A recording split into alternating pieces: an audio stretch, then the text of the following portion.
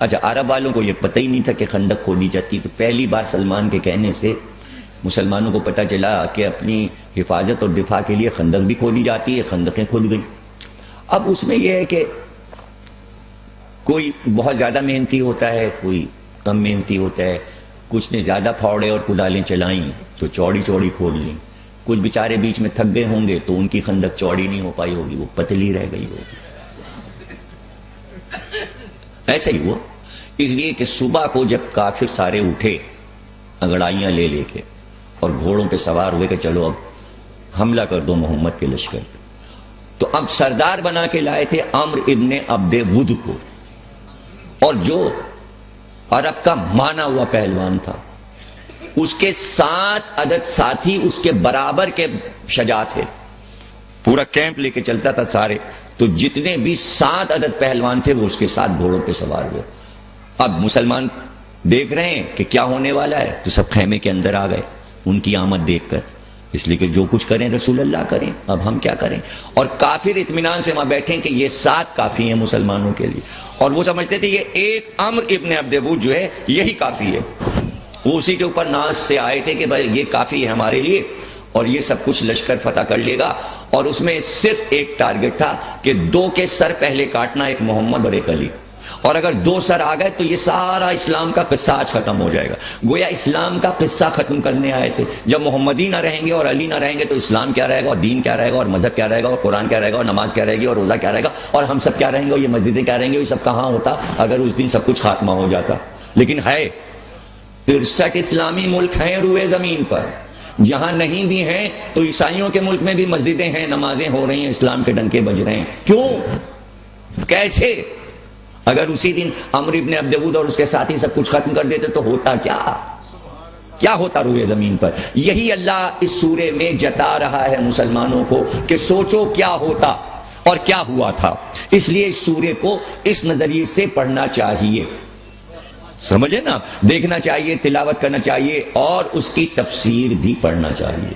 وہ جو آیا تو اس نے دیکھا چوڑی چوڑی خندقیں کھدی ہوئی ہیں، خوب ہنسا، تو سب نے کہا یہ کہاں سے مسلمانوں کو معلوم ہو گیا؟ تو عمرو ابن عبد ود نے کہا تمہیں نہیں معلوم، ایک ایرانی بھی محمد کے ساتھ صحابی ہے، یہ اس نے مشورہ دیا ہے، اس کے علاوہ کسی کو یہ بات نہیں معلوم۔ یہ جو خندقیں کھودی ہیں، اب سب کہنے لگے اب ہم اس طرف پار جائیں کیسے اور حملہ کریں کیسے؟ تو عمرو ابن عبد ود نے پورا چکر لگایا دیکھنے کے لیے کہ پتلی کہاں سے ہے خندق۔ اب وہ ایک جگہ نظر آیا کہ چوڑائی کم ہوئی، تو وہ کوئی تھک گیا ہوگا، اس کی چوڑائی کم رہ گئی ہوگی، وہ وہاں پر پتھر تھا۔ اب اس نے دیکھا یہ یہاں پر ذرا سا یہ خندق پتلی ہے، اس نے 7 ساتھیوں سے کہا اپنے گھوڑوں کو ایڑ دے کر پیچھے کی طرف لیتے چلو، اور ایک بار یعنی ریورس گھوڑے پیچھے کی طرف عمل کیے، سب نے پیچھے گھوڑے ہٹائے اور ایک دم پیچھے ہٹا کے اب جو لجاموں کو کھینچا اور کھینچ کر گھوڑوں کو اب جو چھوڑا تو تیز دوڑتے ہوئے گھوڑے اتنی چھلانگ لگا کے خندق کے اس پار، عمر بھی ادھر، ساتھی بھی ادھر، سب ادھر آ گئے۔ اور جب آ گئے تو اب سامنے رسول اللہ کا خیمہ تھا سب سے بڑا، جاتے ہی عمر نے اپنا نیزہ لیا اور ایسے کھینچ کر رسول اللہ کے خیمے پر نیزہ پھینکا کہ رسول اللہ کے خیمے میں جا کے نیزہ گڑ گیا، پورا خیمہ ہل گیا اس کے نیزے کی آمد سے۔ اتنی طاقت کے ساتھ اس نے نیزہ پھینکا، اور پھینکنے کے بعد اس نے آواز دی نکلو مسلمانوں، ہے کوئی تم میں بہادر، باہر نکلو۔ اور ایک عجیب بات اس نے کہی، اس نے کہا بھائی مسلمانوں، تمہارا عقیدہ ہے کہ میدان جنگ میں اگر تم فتح پاتے ہو تو تم کہتے ہو ہم مجاہد ہیں، اور اگر تم مخالف کے ہاتھ سے مر جاتے ہو تم کہتے ہو ہم شہید ہیں۔ تو تمہیں تو دونوں طریقے سے جنت ملتی ہے، فتح کرتے ہو جب بھی جنت ملتی ہے اور مر جاتے ہو جب بھی جنت ملتی ہے۔ آؤ باہر نکلو، یا مجھے مار لو یا میرے ہاتھ سے مر جاؤ۔ مجھے مارو گے تو مجاہد ہو، میرے ہاتھ سے مرو گے تو شہید ہو، تو گھبرا کیوں رہے ہو؟ آؤ۔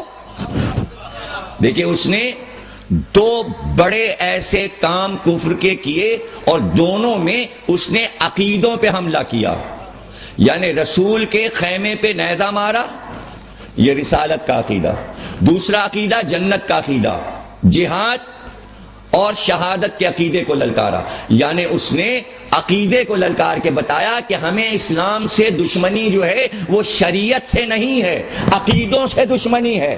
وہ دن آج کا دن آپ سے جو دشمنی ہے وہ عقیدے کی ہے، اپنا ہو یا پرایا، سارا معاملہ عقیدے کا ہے. اور عقیدے ہی پہ سوال ہوتے ہیں، یہ کیا، یہ کیا، یہ کیوں، یہ کیوں، یہ کیوں. تو کافر جو ڈرتے تھے وہ اسلامی عقیدوں سے ڈرتے تھے. تو چونکہ اس نے رسول کے خیمے پہ حملہ کیا تھا، اس لیے سرکار نے اپنے پورے لشکر کو مخاطب کیا اور کہا کون ہے جو اس قلب کا ترجمہ ہے کتا، اس قلب کی زبان کو جا کر پتہ کر لے کون ہے. یعنی رسول اللہ نے بتایا کہ جو رسالت کے گھر پہ حملہ کر دے،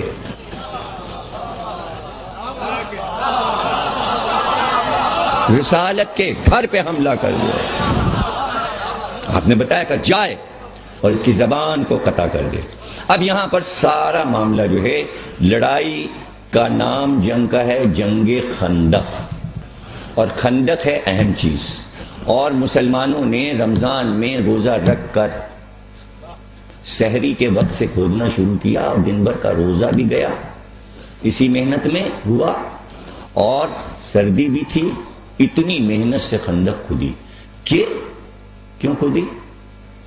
کافر ادھر نہ آنے پائے، اور آ گئے. تو خندق کھودنے کا فائدہ، خندق کیوں کھودی؟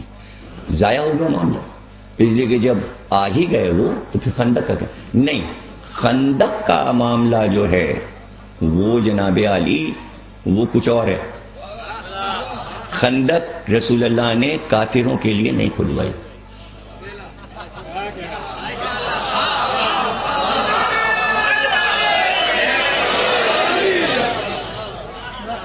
وہ تو آ ہی گئے. خندق جو کھدوائی وہ بھی سورہ سے ہی پتہ چلا. اس لیے کہ سورہ احزاب یہ کہہ رہا ہے کہ سب نے کہنا یا رسول اللہ آج تو گئے، آج تو گئے، اور یا رسول اللہ ہم کو اجازت دے دیجئے، ہم مدینے چلے جائیں، ہم کو مدینے جانے دیجئے.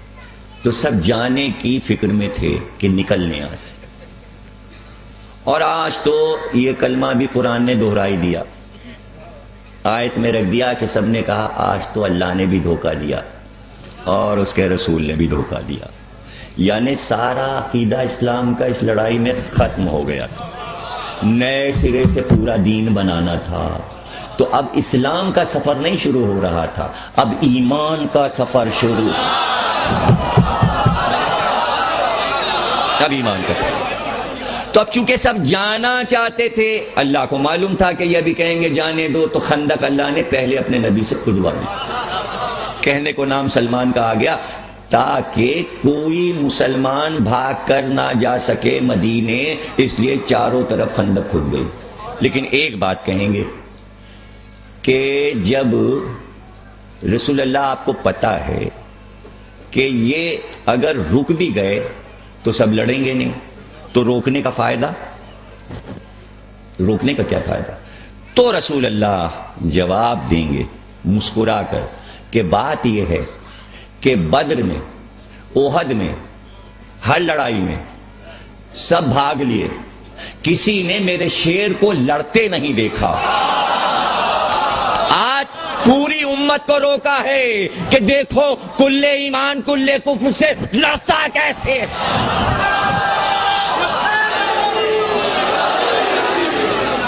لڑتا کیسے؟ آج رک کے لڑائی دیکھو. اور پھر چاہا کہ سب اللہ کے شیر کو لڑتے دیکھیں.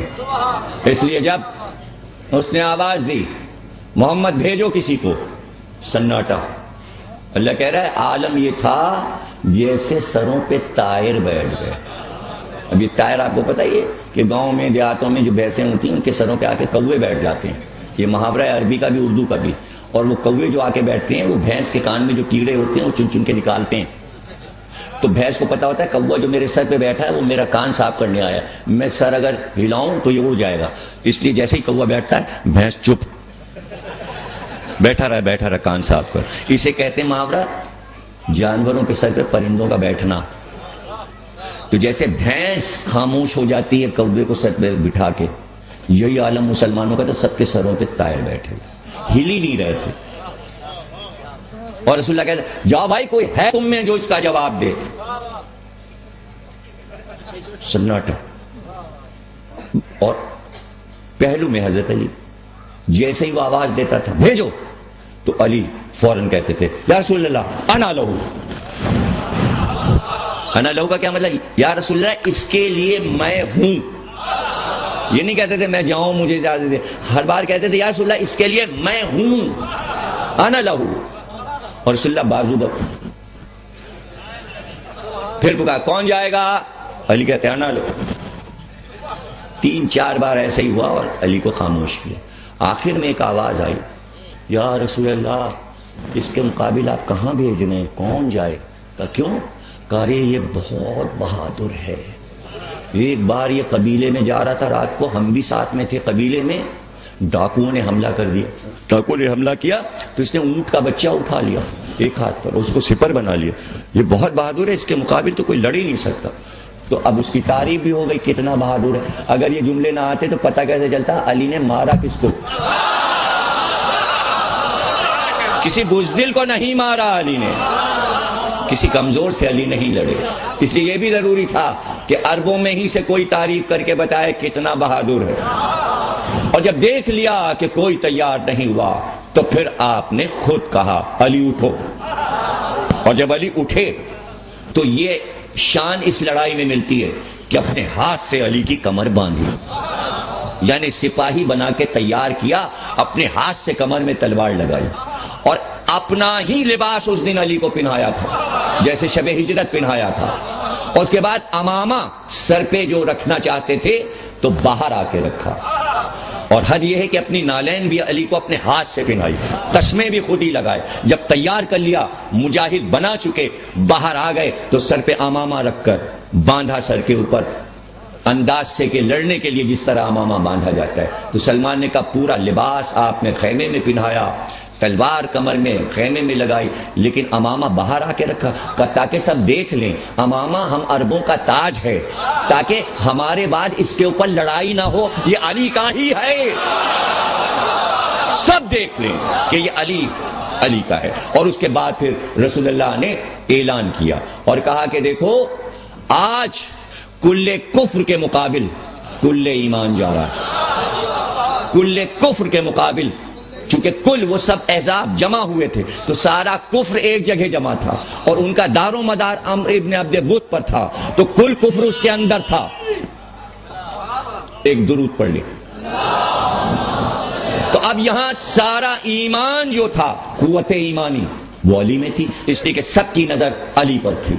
کل ایمان جا رہا ہے اور چلے تو پیدل چلے، گھوڑے پہ نہیں بٹھایا، پیدل گئے علی. تو ایک بار ایک بہت بڑے عالم تھے خطیب اعظم، جو کہ خطابت کے بانی ہیں، آج سے کوئی 100 سال پہلے، 125 برس پہلے، خطیب اعظم صفت حسن صاحب اللہ مقام دکن میں بادشاہ کے سامنے تقریر کر رہے تھے نظام کے. تو یہ واقعہ پڑا تو بادشاہ نے تقریر رکوا کے پوچھا کہ کیوں، کیا گھوڑا نہیں تھا، پیدل کیوں بھیجا، کیا اسلام کے لشکر میں کوئی گھوڑا نہیں تھا؟ تو انہوں نے تقریر روک کے جواب دیا، انہوں نے کہا نہیں گھوڑے تو تھے، لیکن چونکہ کہا تھا کل ایمان جا رہا ہے تو اگر گھوڑے پہ بٹھاتے تو کل ایمان میں گھوڑا بھی شامل ہو جاتا.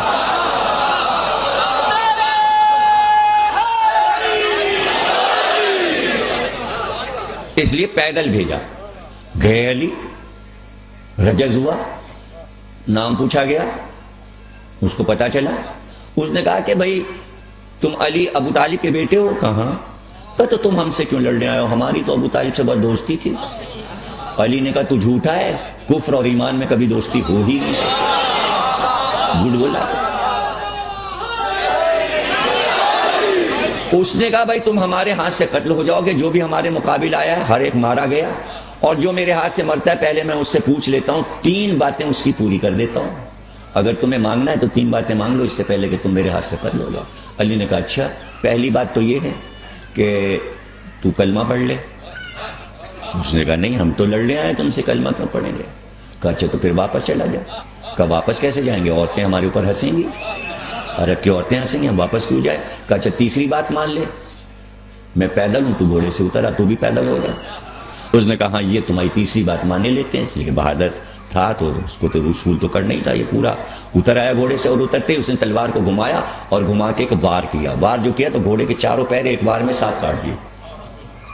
یہ واحد لڑائی ہے جس میں علی نے اپنے مقابل پر, علی 3 طریقے کے وار کرتے تھے میدان جنگ میں, صرف 3 وار کرتے تھے. چوتھا وار علی نے اس میں استعمال کیا ہے جنگ خندق میں.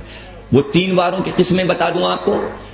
پہلا وار علی جو کرتے تھے وہ کہلاتا تھا طول کا وار, طول کا وار. ایک تھا عرض کا وار, ایک تھا سیفی کا وار. جو عرض کا وار علی کرتے تھے وہ اس طرح کہ مقابل کے سر پہ لاتے تھے ذوالفقار اور وہاں سے مارتے تھے, اور 20 سے 2 ٹکڑے کرتے ہوئے ذوالفقار کو زمین تک لاتے تھے. یہ تھا طول کا وار.